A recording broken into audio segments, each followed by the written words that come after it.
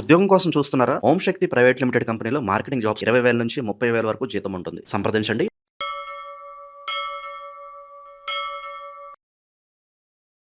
అందరికీ నమస్కారం. నేను శిరీష. ప్రస్తుతం మనతో పాటు ఉన్నారు ప్రముఖ ఆధ్యాత్మికవేత్త, జ్యోతిష పండితులు చెవియం కిరణ్ శర్మ గారు. గురుగారితో మాట్లాడదాం. అంతకంటే ముందు ఇలాంటి ఆధ్యాత్మిక పరమైన విషయాల గురించి తెలుసుకోవడానికి ఇప్పుడే మన ఛానల్ ని సబ్స్క్రైబ్ చేసుకోండి. నమస్కారం గురుగారు. శుభమస్తమ్మా. ఆనంద సిద్ధిరస్తు. గురుగారు, ఈ రోజులలో చూసుకుంటే చాలా వరకు అప్పట్లో చిన్న వయసులో అంటే ఒక 20-19 వచ్చినప్పుడే పెళ్లి చేసేవారు. ఇప్పుడు 30, 35, 40కి వచ్చినా కొంతమందికి వివాహం జరగట్లేదు. అంటే వాళ్ళ జాతకంలో గ్రహాలు సరిగ్గా లేవా? ఒకవేళ పెళ్లి చేసుకోవాలంటే ఖచ్చితంగా జాతకం కావాలా? లేని వాళ్ళ పరిస్థితి ఏంటంటారు? ఒకవేళ ఉన్న వాళ్ళకి ఏ గ్రహాలు బలంగా ఉంటే వివాహ యోగం కలిగే అవకాశాలు ఉన్నాయంటారు? రైట్, మంచి ప్రశ్న అడిగారు. మంచి ప్రశ్నలో ఒక చిన్న సవరణ. అంటే పూర్వకాలంలో 19-20 ఏళ్ళకి పెళ్లి చేసేవాళ్ళు అన్నారు. ఇది అబద్ధం.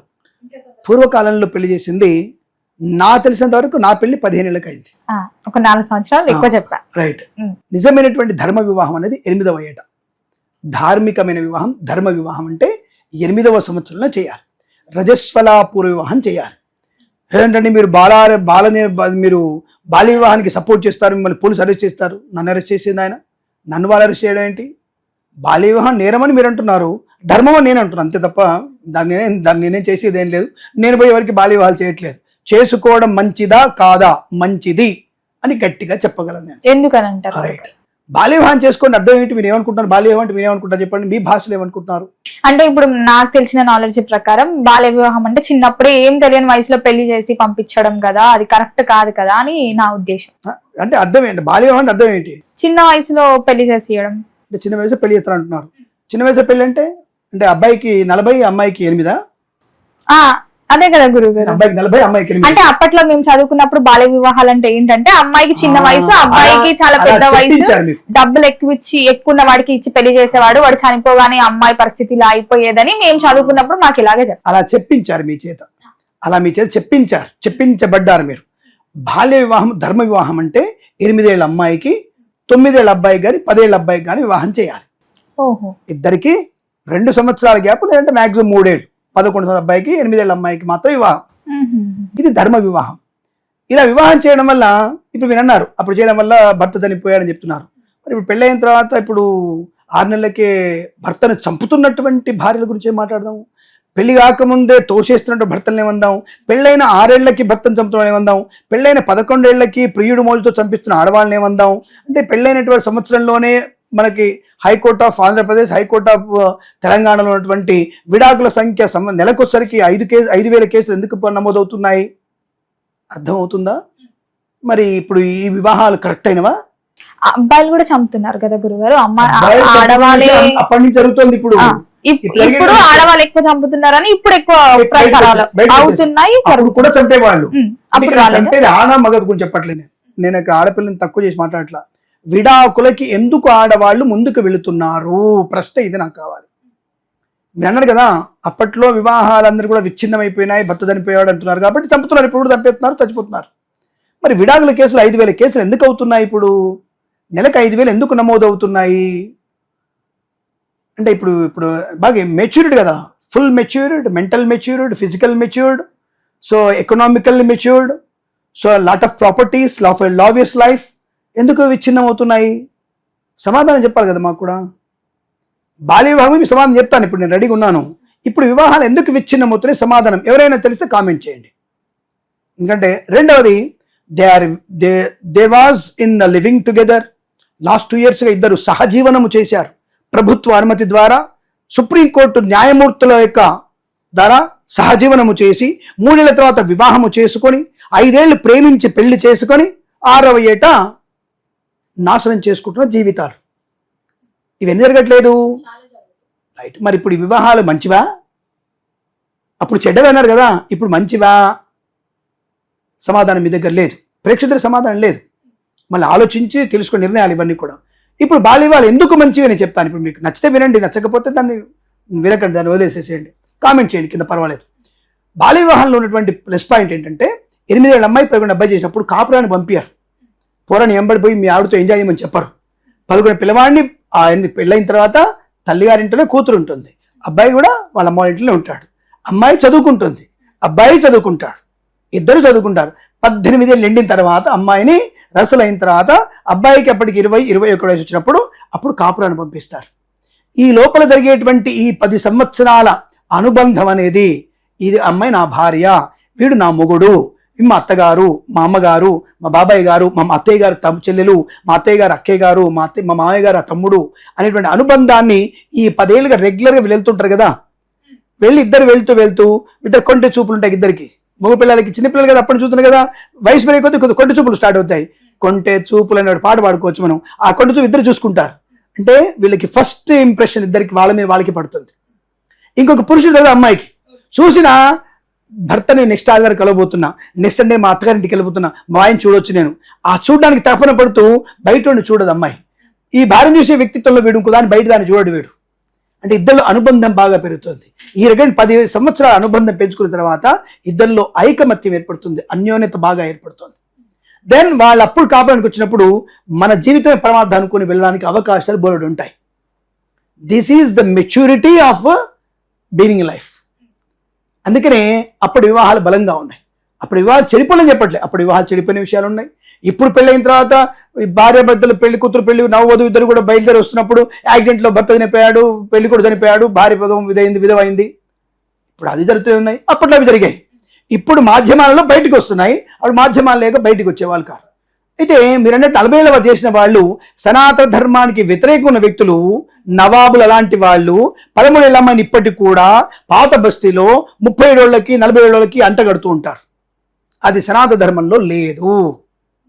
అలాంటి వివాహాన్ని లాలా లజపతి రాయ్ లాంటి వాళ్ళు అది తప్పుగా అని చెప్పేసి దాన్ని ఆపేశారు. అలా 10 ఏళ్ల పిల్లని 30 ఏళ్ళు కట్టడం అది మరి దారుణం అని చెప్పేసి అటువంటి వివాహాన్ని అడ్డుకున్న వాళ్ళే లాలా లజపతి రాయ్ గారు, బాలగంగాధర తిలక్ గారు, వీళ్ళే చేశారు ఆ విషయాన్ని. కాబట్టి ధార్మిక వివాహం అంటే, వైదిక ధార్మిక వివాహం అంటే 8 ఏళ్ళ అమ్మాయికి 11 అబ్బాయికి వివాహం చేయడం. ఇటువంటి వివాహాలు విచ్ఛిన్నం అవడం చాలా తక్కువ. ఎందుకంటే వాళ్ళు పెరుగుతున్న కొద్దీ ఈ యొక్క అత్త మామల మధ్యలో కూడా ఒక రకమైనటువంటి మా కోడలు మా అల్లుడు అని జాగ్రత్త చూసుకోవడం, అంటే కుటుంబ విలువలకి ప్రాధాన్యత ఇవ్వడం, కుటుంబ పరిసరాలు తెలుసుకోవడం, కుటుంబ పరిస్థితికి అలవాటు పడడం, ఇవన్నీ కూడా జరగడానికి అవకాశం ఉంటుంది. అందుకే దాన్ని 6 నెలలు వాళ్ళు వీళ్ళైతే సావాస దోషం ఉంటే వాళ్ళు వీళ్ళు అవుతారని చెప్పి అదే సామెత. వాళ్ళు వీళ్ళు అవుతారు, వీళ్ళు వాళ్ళు అవుతారు. 6 మాసాలు కలిసి ఉంటే అవుతారని. 6 మాసాలు కాదు, వీళ్ళు 6 ఏళ్ళు కలిసి ఉంటారు. అట్లా ఏది శారీరకంగా దగ్గర కాదు, మానసికంగా దగ్గరికి అవుతూ ఉంటారు. ఇక రెగ్యులర్గా రెడీ టు వెయిటింగ్. నెక్స్ట్ అంటాడు వస్తుంది, మా ఆవిడ వస్తుంది, వీడు వెయిటింగ్. నెక్స్ట్ ఆవిడ వీడు వస్తుంది, వీడి ఫ్రెండ్స్ అంటారా మీ ఆవిడ వస్తుందని వీనికి అది వెటకారంగా వాడిని ఎక్కిరేయడం. వాడు దానికి పొంగిపోతుంటాడు, మా ఆవిడ వస్తుంది సిగ్గుపడుతూ పొంగిపోతుంటాడు. ఇక్కడ ఈవిడ పొంగి వాళ్ళ ఫ్రెండ్స్ అంటారు, మీ ఆయన దగ్గరికి వెళ్తున్నావా, కమాన్ ఒక కిస్ ఇవే అని అడుగుతారు వీళ్ళు. ఈ పిల్ల ఇక్కడ పాపం ఈ పిల్లగా సిగ్గుపడుతూ ఉంటుంది. ఇలా వాళ్ళిద్దరి మధ్యలో తెలియని ఒక రొమాంటికల్ ఎమోషన్ ఫీలింగ్ వస్తుంది వాళ్ళకి. ఇద్దరికి తల్లిదండ్రులు దూరం ఉంటారు కదా, అందరూ ఉంటారు కదా, దగ్గర అవ్వలేరు వాళ్ళు. అలాంటి వ్యక్తిత్వం వల్ల ఇద్దరిలో భావోద్వేగాలు బాగా పెరుగుతాయి. అంటే అనుకూలంగా భావోద్వేగం పెరిగి మంచి వివాహం జరుగుతుంది. ఇప్పుడు మన విషయానికి వద్దాం. ఇప్పుడు అంటే ఇక్కడ 19 ఏళ్లకి మీరు పూర్వకాల వివాహం అనే విషయం ఇక్కడ దానికి వచ్చింది. ఇదే 8 నిమిషాలు వచ్చింది మనకి. మరి ఎవరు చూస్తారో తెలియదు, ఇంత సోది ఎక్కువ అనుకోవచ్చు, కానీ విషయం పనికొచ్చే విషయం కాబట్టి వినండి, 10 మందితో షేర్ చేయండి. ఇప్పుడు జన్మ జాతకంలో గురుబలం బాగాలేకపోతే వివాహం కష్టం. దానికంటే మించి శని బలం లేకపోతే వివాహం కాదు. అసలు శని బలం ఖచ్చితంగా ఉండాల్సిందే. సహజంగా భాగ్యకారకుడు, సహజంగా ఆయన లాభకారకుడు. ఈ లాభాన్ని, భాగ్యాన్ని, సంతానాన్ని, అనేక రకాల యోగాలు ఇచ్చేవాడు శనీశ్వరుడు కూడా. అలాగే భాగ్యకారకుడు, సహజమైనటువంటి భాగ్యకారకుడు గురుడు. కాబట్టి గురుడు శని యొక్క 2 గ్రహాల యొక్క పుణ్యబలం మనకు కావాలి. ఆ 2 గ్రహాల బలంగా ఉంటేనే వివాహం జరుగుతుంది. అందులో ప్రధానమైనది గురుబలం. జన్మ జాతకంలో గురుబలం లేకపోతే వివాహం అవడం కష్టం. అలాగే జన్మలగ్నం నుంచి సప్తమాధిపతి యొక్క జాతక చక్రంలో సప్తమ స్థానాన్ని, సప్తమాధిపతిని భావచక్రంలో, నవాంశ చక్రంలో ఎక్కడున్నాడో చూసి పలానా సమయంలో వీళ్ళకి వివాహం జరుగుతుందని చెప్పడానికి అవకాశం ఉంటుంది. తొందరగా మరి పెళ్ళిళ్ళు 30 ఏళ్ళకి వెళ్ళిపోతున్నాయంటే సో ఇక నేను దానికి సమాధానం నేను వేరే రకంగా చెప్తాను. అది వినడానికి కొద్దిగా ఇబ్బందికరంగా ఉంటుంది. వాళ్ళందరికీ కూడా అల్పమైన బుద్ధి అంటారు దాన్ని. నేను ఇంకా ఇప్పుడు పెళ్లి వయసు రాలేదు నాకు. I'm nothing but 28. So I'm not ready to marriage. మొన్న నాకు ఐ రిపీట్ దట్ ఇన్ఫర్మేషన్. మీకు జూలై 2000 మన జూలై 5వ తారీఖు పేపర్లో, 7వ తారీఖు పేపర్లో, 7వ తారీఖు 7th రోజు పేపర్ చూసుకోండి. I think please correct me, 4th or 7th I think so. దాన్ని స్పష్టంగా ఇచ్చారు ఇన్ఫర్మేషన్. మానసికమైన వేదన వల్ల మొనోపాజ్ 20 months ముందే వచ్చేస్తుందట. రావాల్సిన సమయానికంటే మానసిక వేదన వల్ల 20 months అంటే 2 years ముందే వచ్చేస్తుంది మొనోపాజ్. ఇక సైంటిఫిక్గా చెప్పింది 28 ఏళ్ళ లోపల పెళ్లి కాకపోతే సంతాన ప్రక్రియ ఆడపిల్లలకి దాదాపు 35% తగ్గిపోతుంది. నేను చెప్పట్లేదు, సైన్స్ చెప్తోంది. రెండవది, మగవాళ్ళల్లో వీర్యకణ ఉధృతి, వీర్యకణటువంటి అంటే ఒక మంచి పాజిటివ్ ఎనర్జీ అనేది వీర్యకణాల్లో 39% తగ్గిపోతుంది. ఇప్పటికీ ఐవీఎఫ్లో చుట్టూ తిరుగుతున్నారు వీళ్ళు, ఇప్పటికీ తిరుగుతున్నారు. ఇంకా 28 ఏళ్ళు కూడా పెళ్లి చేసుకోకపోతే నువ్వు పిల్లల్ని కనేది ఎప్పుడు, పెంచేది ఎప్పుడు, మొగుడితో సుఖపడేది ఎప్పుడు, పిల్లలతో సుఖపడేది ఎప్పుడు, సంపాదన మీద ఉంటున్నావు, ఇంకా సెటిల్ కాదనుకుంటున్నావు. సో అలాంటప్పుడు ఎప్పుడైతే నీకు పెళ్లి పోస్ట్పోన్ అవుతుందో అది జాతకాన్ని ముడిపడి ఉండదు, నీ కుటుంబపరమైనటువంటి ప్రక్రియ అది. అంటే కుటుంబంలో వచ్చేటువంటి అంటే తల్లిదండ్రులకి కన్యాదానం చేసే యోగ్యత ఉందా లేదా. అమ్మాయి పెళ్లి బలం ఉందండి, పలానా కిరణ్ శర్మ చెప్పాడు గురుబలం బాగుంది, పలానా డేట్లో 2026 సెప్టెంబర్లో పెళ్లి అయిపోవాలన్నాడు, ఆగస్టులో అన్నాడు అండి, 29 వచ్చింది, మా అమ్మాయికి పెళ్లి కాలేదండి, కిరణ్ శర్మ జాతకాలు తప్పు చెప్తాడండి. అప్పుడు మీరు చూడాల్సింది తల్లిదండ్రులకి కన్యాదాన యోగ్యత ఉందా లేదా. ఈ అమ్మాయికి పుణ్యబలం ఎంత ఉంది, పెళ్లి బలం వచ్చింది, పుణ్యబలం ఉండొద్దు. మన చంద్రబాబు నాయుడు గారు రమ్మని చెప్పి మనకి ఇన్విటేషన్ పంపించాడు, మనం వెళ్ళొద్దు. ప్రధానమంత్రి గారు రమ్మని మనకు ఆఫీస్ వచ్చింది, పద్మశ్రీ అవార్డుకి ఇచ్చాడు కిరణ్ శర్మకి.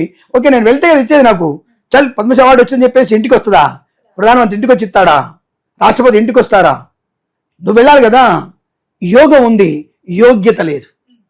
వివాహంలో యోగం ఉంది కానీ యోగ్యత అనేది కోల్పోను, ఆ యోగ్యత అనేది కనబడదు, పుణ్యబలం వల్లనే వస్తుంది. అది పుణ్యబలం అంటే ఏంటి, మనం కృష్ణులు చెప్పుకున్నాం, దానము, తపస్సు, జపము, కన్యాదానం చేసేటువంటి వ్యక్తులకి తల్లిదండ్రులకి అవన్నీ కూడా బలంగా ఉండాలి. మరి ఏం చేసుకుంటే అవుతుంది, ఇక్కడ కూడా లలిత ఉపాసన, మళ్ళీ ఇక్కడ లలిత పారాయణ, అలాగే ఇక్కడ సప్తశతి పారాయణం, దేవి భాగవతాన్ని పారాయణం చేసుకోవడం, పార్వతీ అష్టోత్తరం చదువుకోవడం, పరమేశ్వరుడు అష్టోత్తరం చదువుకోవడం వల్ల తొందరగా వివాహం అయ్యేటువంటి అవకాశం ఆడపిల్లకి. అలాగే కనీసం 5 మాస శివరాత్రులు పిల్లవాడు తదేకమైనటువంటి దృష్టితో ఉండి నిరాహారంగా ఉంటూ ప్రదోషకాలంలో శివుణ్ణి కనుక అభిషేకం చేస్తే, పార్థివ లింగానికి మట్టి లింగానికి అభిషేకం చేస్తే 6వ నెలలో వివాహం అవుతుంది. అది 3వ కాకపోతే 3వ తర్వాత పెళ్లి అవుతుంది. 5 నెలలు మీరు చేసి చూడండి, అబ్బాయికి 6వ నెలలో పెళ్లి అయిపోతుంది. ప్రతి మాస శివరాత్రికి అబ్బాయిలు చేయాలి, అమ్మాయిలు లలిత పారాయణం చేసుకోవాలి. ఇలాంటివన్నీ చేయడం వల్ల తప్పకుండా తపశ్శక్తి వల్ల నీకు అనుకూలవంతమైన శుభ ప్రయోజనాలు పొందుకునే యోగం ఏర్పడుతుందని చెప్పవచ్చు.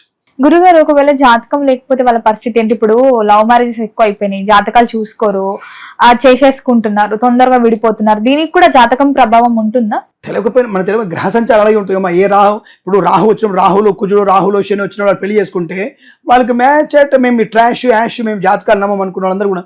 ఇప్పుడు మీరు అన్నారు లవ్ మ్యారేజ్ ఫెయిల్ ఎందుకు అవుతున్నాయమ్మా అంటే కొద్ది చెప్తే అసభ్యంగా ఉంటుంది, కానీ పెళ్లికి ముందు అన్నీ అయిపోతున్నాయి కదమ్మా, ఇంకేముంది అక్కడ.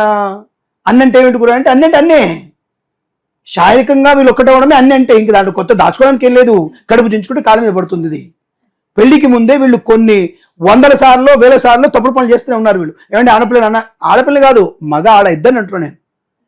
రెండవది, శారీరకంగా సరే తప్పు చేయలేదండి అందరు మీరు అనొద్దు అంటే అందరూ అనట్లేదు, తప్పు చేసిన వాళ్ళకి అంటున్నాను నేను. కొంతమంది మానసిక వ్యభిచారం చేస్తారు, మానసిక వ్యభిచారం అంటారు దాన్ని.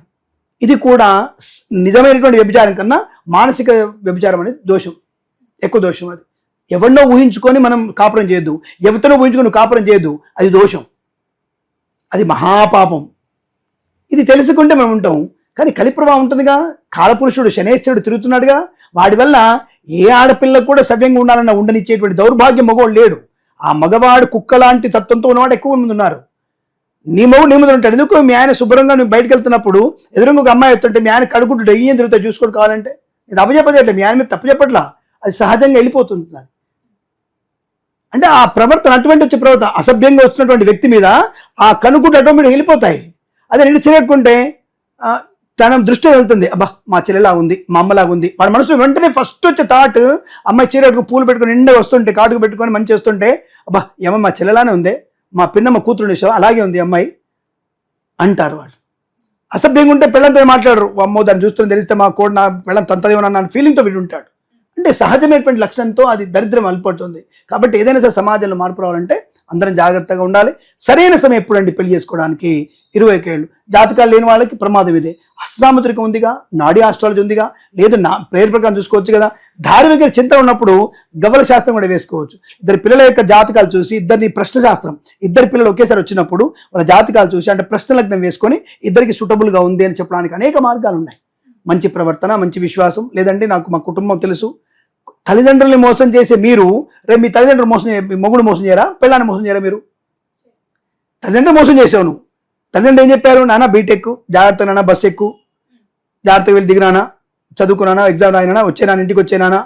ఫస్ట్ ఇయర్ మాత్రం సీతా సావిత్రి మండోదరి బ్రహ్మాండం, సెకండ్ ఇయర్లో స్టార్ట్ ఇలియానా, ఇంకోటి థర్డ్ ఇయర్లో స్టార్ట్ జయమాలిని, జ్యోతిలక్ష్మి.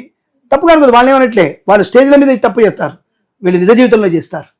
వీడు ఇంకా ప్రతిరోజు వీడు క్రాస్ రాజే, ప్రతిరోజు క్రాస్ రాజే, ప్రతిరోజు సోను సూదే. వీడు విలనిజం నేర్పేది, వాళ్ళ పేర్లు ఏంటంటే విలనిజం కోసం చెప్తున్నాను నేను. అంటే వీడు స్టార్టింగ్ తయారు. వీళ్ళ వల్ల కాపులు ఎందుకు బాగుంటాయి, ఫస్ట్ ఇయర్ దానికి సెకండ్ ఇయర్ ఓడు, సెకండ్ ఇయర్ దానికి ఫస్ట్ ఇయర్ ఓడు, ఫోర్త్ ఇయర్ దానికి థర్డ్ ఇయర్ ఓడు. ఎక్కడ లేని క్రాస్లే, ఇవన్నీ క్రాస్లే. మరి ఇవందరి ఎవడన్నా జ్యోతిషుడు చెప్తాడు ఈ విషయాన్ని, నేను చెప్పగలుగుతాను నేను. ఎందుకంటే మనోవేదన, అరే ఇంతమందిని చూస్తున్నాం కదా మనము జాతకాల్లో. ప్రతి ఒక్కళ్ళు పెళ్ళిళ్ళు నేనే ముహూర్తం పెట్టిన తర్వాత పెళ్లి దాకా రాలేదండి, అమ్మాయి ఎవరితో వెళ్ళిపోయిందండి, అబ్బాయి వద్దంటున్నాడండి, అమ్మాయిని వాడు ప్రేమించాటండి అని వచ్చినప్పుడు నాకే బాధ అనిపిస్తుంది. ఏంట్రా ఇది, ఆ తల్లిదండ్రులు ఎంత బాధపడుతున్నారు, వాళ్ళు ఎంత మోసం చేస్తున్నారు వాళ్ళని. ఇలాంటి తల్లిదండ్రులు మోసం చేసిన మీరు కట్టుకున్న పెళ్ళానో లేదా ముగ్గురు మోసం చేయరా, చాలా సునాయాసంగా మోసం చేయగలుగుతారు. కాబట్టి మన మనస్సాక్షికి తెలుసుకునే అవసరం. జాతకంటే ముందు మన మనస్సాక్షి, దానికంటే ముందు తల్లిదండ్రులు అంటే దేవుళ్ళను మోసే విషయం తెలుసుకుంటే జీవితం నీకు హ్యాపీగా ఉంటుంది, కలిసి. దానికి జాతకాలతో పని లేదు. నీ మనస్సాక్షి, నీ యొక్క దాని ఏమంటారంటే శరీరంలో ఉన్నటువంటి అనేక రకాల దుష్పరిణామాల్ని పక్కకు పెట్టుకొని నేను నియతిగా ఉన్నాను, నీతిగా ఉన్నటువంటి భావనతో ముందుకు వస్తే సక్సెస్ఫుల్గా వివాహ జీవితం బంధంగా ఉంటుంది.